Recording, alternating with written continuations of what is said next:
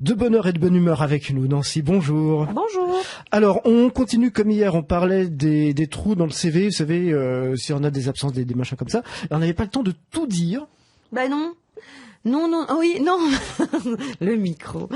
Faudra un casque. Oui, en radio, on a un micro. Et on parle dedans.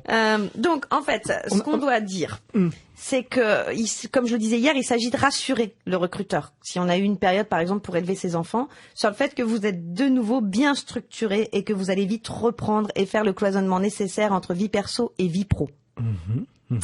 Ensuite, il faut valoriser les actions parallèles que vous avez menées si vous avez été en période d'inactivité. Quelle que soit la raison, vous avez peut-être participé à un projet. Projet associatif, éducatif ou éco-citoyen, fait un voyage humanitaire. Et ça, c'est bien de le mentionner, ça. Oui, bien sûr. C'est toujours mieux que de vous imaginer mis dans le canapé à regarder la télé. Bien sûr. C'est ça, le premier cliché. Quand on dit que les gens n'ont rien fait, il nous vient des mots comme fainéantise.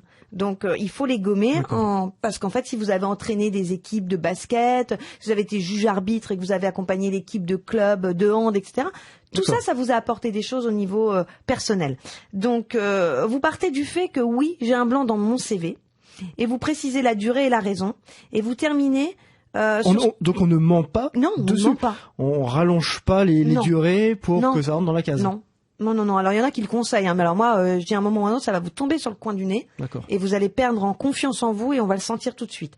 Donc vous terminez sur ce que ça vous a appris sur vous-même, parce que ça vous a appris des choses sur vous-même, cette période de non-activité, et sur ce que ça vous a apporté et qui peut être utile aujourd'hui dans l'entreprise.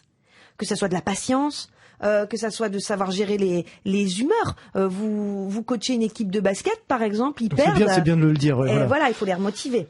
Est-ce qu'il y a des trous plus importants que d'autres? Est-ce qu'il y a des durées qui sont par exemple, si on a, on va dire 4 ans d'inactivité, et si on a 6 mois d'inactivité, c'est pas la même chose. Là, en tant que recruteur, s'il y a 4 ans d'inactivité, on suppose qu'il y a eu quelque chose d'assez lourd. Oui, ça peut être un départ à l'étranger, ça peut être une peine de prison, ça peut être ça. Ça peut être aussi la personne qui a décidé de retaper sa maison. Ça arrive parfois. Là aussi, vous avez fait quelque chose. C'est pas trop la durée.